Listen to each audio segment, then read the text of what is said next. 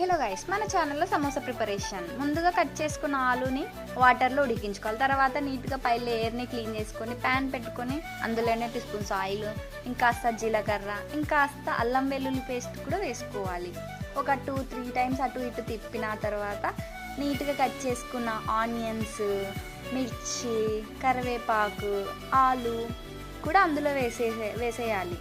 నీట్గా అటు ఇటు ఒక 4-5 మినిట్స్ బాగా కుక్ చేయాలి. తర్వాత కుక్ చేసినాక నీట్గా కాస్త టర్మరిక్ పౌడర్, అట్లే రెడ్ చిల్లీ సాస్ కూడా వేసుకోవాలి.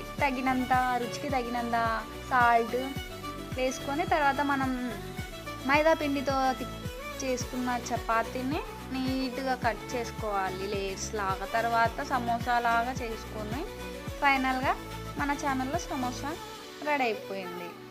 మీరు ఫస్ట్ టైం చూస్తున్నట్లయితే లైక్ చేసి సబ్స్క్రైబ్ చేయండి మన ఛానల్ని.